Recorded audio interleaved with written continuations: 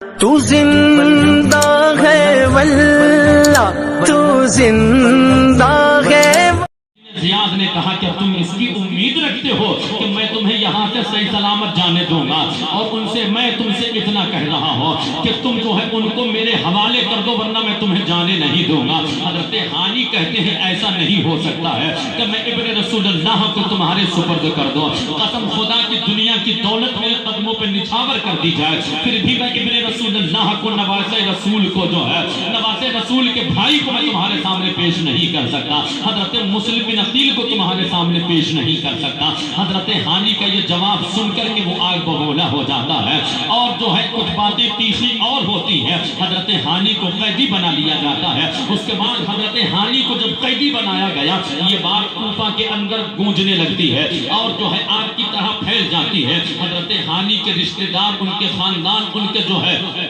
چاہنے والے جو ہے ان کو پاس یہ خبر پہنچتی ہے کہ ہانی قتل کر دیے گئے ہیں، شہید کر دیے گئے ہیں۔ ادھر آپ کے تمام اہل خانہ اور آپ کے رشتہ دار اکٹھا ہوتے ہیں اور وہ کہتے ہیں، گورنر ہاؤس کو چاروں طرف سے گھیر کر کے اعلان کرتے ہیں کہ خون کا بدلہ خون ہوگا، ہمارے جو ہے رہبر کو، ہمارے قبیلہ کے سردار کو تم نے جو ہے قیدی بنا کر کے قتل کر دیا ہے، لہذا ہم خون کا بدلہ خون لیں گے۔ اور جب ابن زیاد گیا تھا تو اس نے شروع ہی میں کہ جو بڑے بڑے گھرانوں کے لوگ تھے ان کو اس نے پہلے ہی میٹنگ کے لیے بلایا اور ایک بہانے سے قیدی بنا لیا تھا۔ حضرات ایک روایت یہ بھی ہے کہ حضرت ہانی کے جو ہے قید ہو جانے کے بعد جب یہ خبر ہوئی کہ ہانی شہید کر دیے گئے ہیں تو حضرت مسلم بن عقیل رضی اللہ تعالی عنہ نے بھی اپنے چاہنے والوں کو بلانا شروع کر دیا، وہ اپنے جو آپ کے ہاتھ پر جن لوگوں نے بیعت کی تھی ان کو بلانا شروع کر دیا اور بلا کر کے کہا کہ حضرت ہانی کے خون کے تعلق سے چلو بدلہ لیا جائے،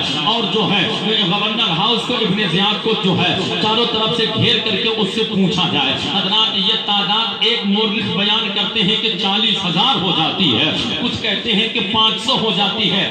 جو ہے کم بیش یہ معاملہ ہے۔ حضرات اس کے بعد میں حضرت مسلم بن عقیل اور یہ تمام جو ہے ہانی کے خاندان کے لوگ چاروں طرف سے گھیر لیتے ہیں۔ گھیرنے کے بعد میں جب ابن زیاد نے دیکھا کہ معاملہ زیادہ سنگین ہے تو اس نے فوراً ان لوگوں کو چھتوں کے اوپر چڑھا دیا کہ جو لوگ پہلے اس نے قیدی بنائے تھے، اور اس نے کہا کہ اب اپنے خاندان والوں سے کہو، اپنے گھر والوں سے کہو کہ وہ وہاں سے چلے جائیں اور حضرت مسلم بن عقیل کا ساتھ چھوڑ دیں ورنہ ہم تمہیں یہی اندر قتل کر دیں گے۔ اس کے بعد ایک بعد وہ لوگ دیواروں پر چڑھ کر کے جو ہے چھت پر کھڑے ہو کر کے اعلان کرتے ہیں، اپنے اپنے خاندان والوں کو کہتے ہیں کہ تم سارے لوگ مسلم بن عقیل سے جدا ہو جاؤ، اگر ہماری جان کی سلامتی چاہتے ہو، اگر ہمیں صحیح سلامت دیکھنا چاہتے ہو تو حضرت مسلم بن عقیل کا ساتھ چھوڑ دو، اگر ہمیں صحیح سلامت دیکھنا چاہتے ہو تو حضرت مسلم بن عقیل کا ساتھ چھوڑ کر کے کہیں دوسری جگہ اپنا الگ ہٹ جاؤ۔ حضرات اس کے بعد جو ہے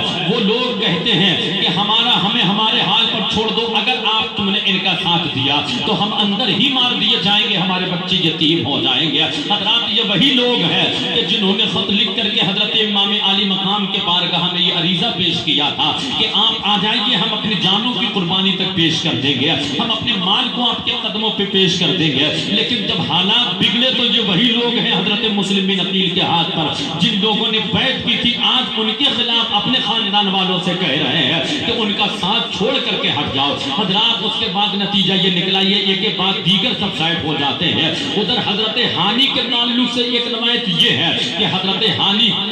رضی اللہ تعالی عنہ کے گھر والوں نے جب یہ اعلان کیا، ان کے بیٹوں نے، ان کے خاندان والوں نے کہا کہ ہم بدلہ لیں گے، تو ابن زیاد نے کہا کہ دیکھو تمہارے جو ہے قبیلہ کے سردار ہانی کو مارا نہیں گیا ہے، کسی وجہ سے ان کو قیدی بنا لیا گیا ہے، اگر یقین نہ ہو تو اپنے کسی معتبر آدمی کو بھیج دو، وہ آ کر کے خود دیکھ لے۔ اس کے بعد لوگوں نے حضرت شہر قاضی کو بھیج دیا اور شہر قاضی جاتے ہیں، جا کر کے حضرت ہانی سے دیکھتے ہیں۔ حضرت ہانی نے دبے آواز میں کہا کہ اے شہر قاضی سنو کہ جا کر کے میرے خاندان والوں سے کہہ دو اگر 20 چند سی سوار کچھ اندر آ گئے تو میں ان کی قید سے رہا ہو جاؤں گا اور ہم یہاں سے چھوٹ جائیں گے، لہذا ان سے کہو کہ اندر داخل ہو جائے۔ لیکن پیارے شہر قاضی غازی کے ساتھ میں ابن زیاد نے ایک جاسوس لگا دیا، ایک آدمی لگا دیا، اور وہ اب ان کے خاندان والوں کے پاس جب پہنچتے ہیں حضرت ہانی کو دیکھنے کے بعد تو ان سے کہتے ہیں کہ ہانی زندہ ہے، صحیح سلامت ہے، کسی وجہ سے ان کو نظر بد کر دیا گیا ہے۔ حضرات اس کے بعد وہ بھی واپس ہو جاتے ہیں۔ ظہر کے وقت میں یہ 500 لوگ تھے، لیکن جب مغرب میں حضرت امام عالی مقام کے بھائی جو ہے جب نماز مغرب پڑھنے کے لیے جاتے ہیں تو یہ 500 لوگ نماز کے لیے حاضر ہوتے ہیں۔ اس کے بعد سلام پھیر کر کے حضرت امام عالی مقام کے بھائی حضرت مسلم بن عقیل فارغ ہوتے ہیں نماز مغرب سے، تو اب کوئی بھی نماز مغرب کے بعد میں حضرت مسلم کے ساتھ نہ تھا۔ حضرات ان لوگوں نے ایسے بدعہدی کی، ابھی چند ہی لمحات چند ہی گھنٹوں پہلے کئی ہزار کا لشکر ان کے ساتھ میں تھا، کئی سو آدمی ان کے ہمراہ تھے، لیکن جیسے ہی حالات بگڑے تو ایک کے بعد دیگر سب فرار ہو جاتے ہیں، 9 تو 11 ہو جاتے ہیں۔ جب امام عالی مقام کے بھائی نے یہ حالات دیکھے تو دل ڈوب جاتا ہے اور آپ یہاں پر غمزدہ ہو جاتے ہیں۔ ابھی مکہ کوفہ کے وہ گھر وہ گلیاں جو ان کے لیے جو ہے پھولوں کی راہ جن گلیوں میں بچھی ہوئی،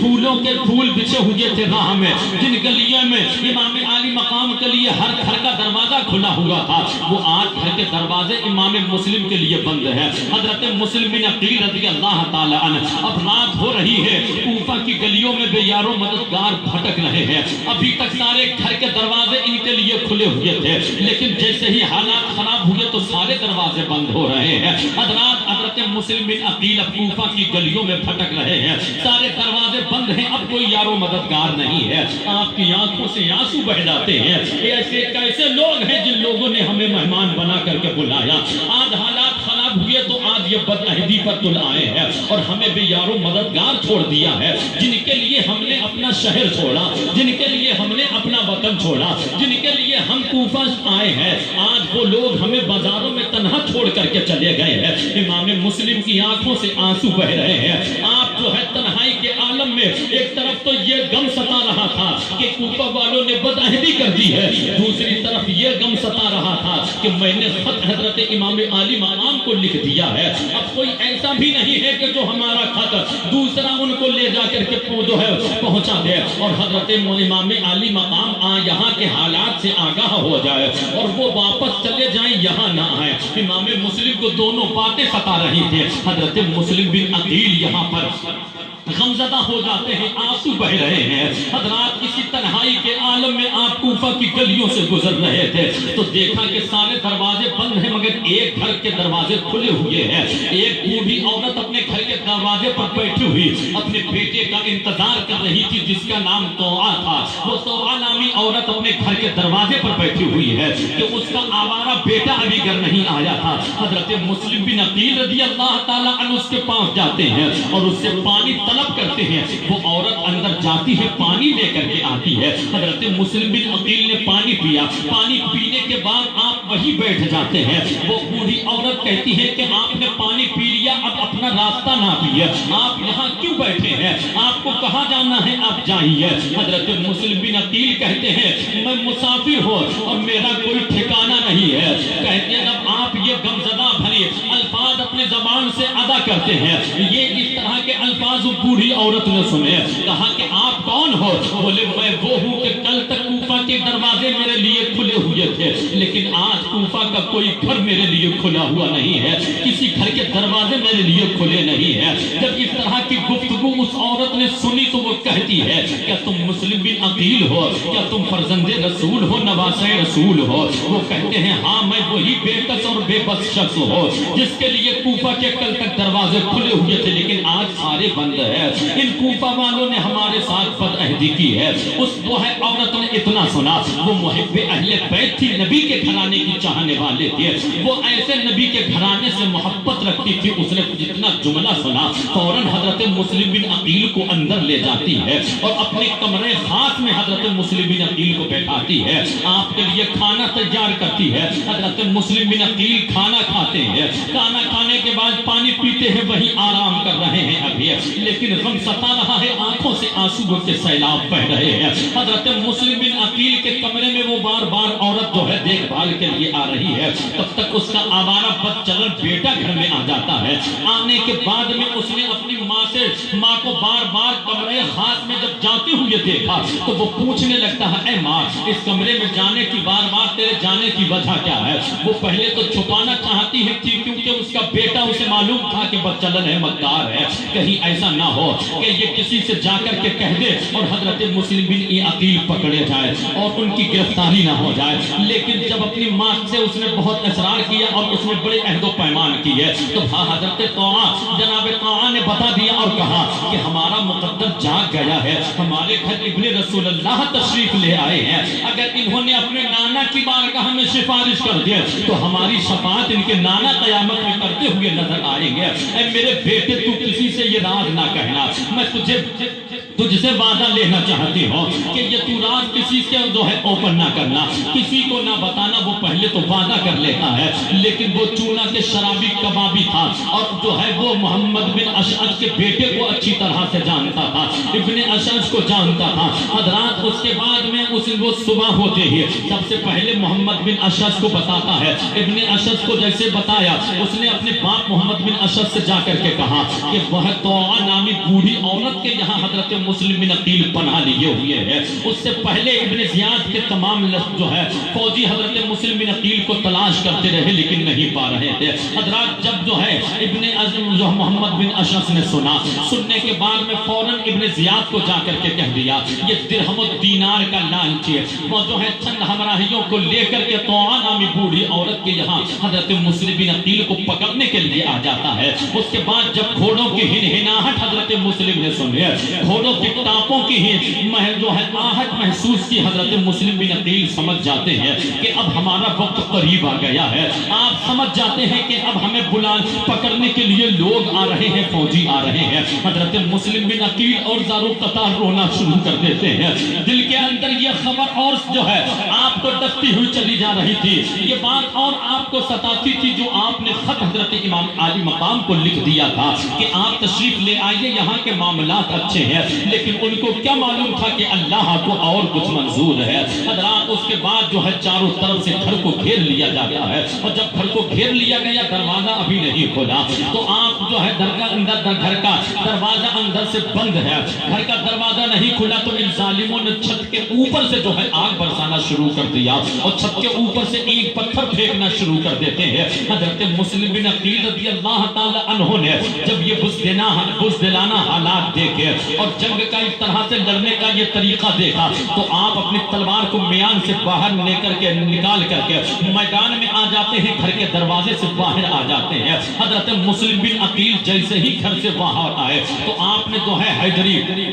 तेवर दिखाना शुरू कर दी है, नबी के घराने के जलवे दिखाना शुरू कर दी है और आप तलवार चलाना शुरू कर देते हैं। अभी कुछ लोग लड़ ही रहे थे आपसे, तो कुछ को आप जख्मी करते हैं। एक जालिम यजीदी ने तलवार का ऐसा वार किया कि आपका होठ शरीफ कट जाता है और आपके एक दो दांत यहाँ शहीद हो जाते हैं। हजरात उसके बाद इन जालिमों से आप जो है हम नहीं खा रहे हैं, आप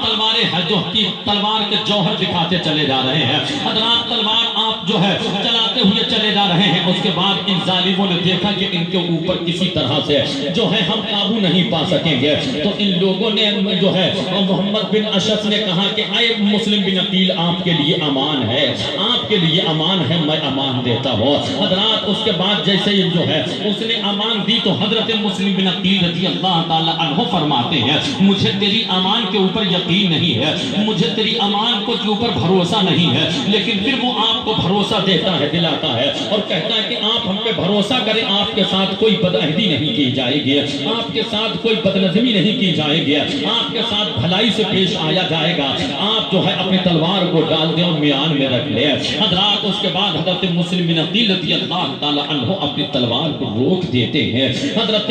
मुस्लिम बिन अकील ने जैसे ही तलवार को रोका, आप कहते हैं कि मेरे लिए वाकई अमान है।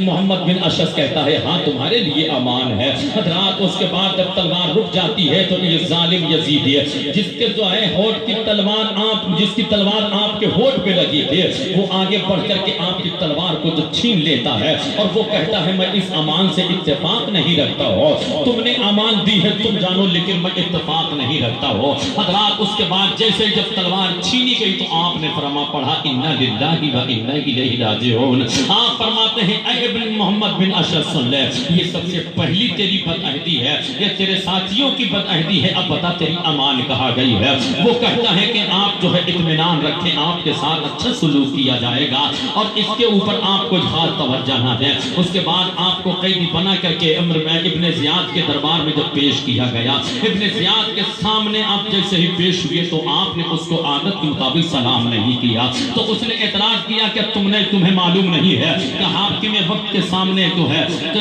سلام کرنا چاہیے، تو آپ نے فرمایا اگر ہمارا حاکم ہمارے ساتھ بھلائی سے پیش آنا آئے گا تو اس کے لیے اس کے بعد بہت سلام ہوں گے، بہت سلامتی اس کے لیے دعائیں کی جائیں گی سلامتی کی۔ حضرات اس کے بعد میں حضرت مسلم بن عقیل سے وہ کہتا ہے کہ آپ یہاں آ کر کے فساد برپا کر رہے ہیں، آپ نے کوفہ کا ماحول خراب کر دیا ہے۔ حضرت مسلم بن عقیل کہتے ہیں خدا جانتا ہے کہ ہم فسادی ہیں یا اور کوئی فسادی ہے۔ اس کے بعد میں یہ گفتگو ہوتی ہے، وہ حضرت امام مسلم رضی اللہ تعالیٰ عنہ کو گالیاں بکنا شروع کر دیتا ہے، برا بھلا کہنا شروع کر دیتا ہے، لیکن آپ کچھ نہیں کہتے ہیں اور وہ کہتا ہے کہ تم نے یزید کے خلاف جو ہے یہاں بیعت لی ہے، اب تمہارے پاس دو راستے ہیں، یا تو تم اپنی جو ہے یزید کی بیعت کر لو ورنہ جان دینے کے لیے تیار ہو جاؤ۔ آپ نے فرمایا تو خوب جانتا ہے کہ ہم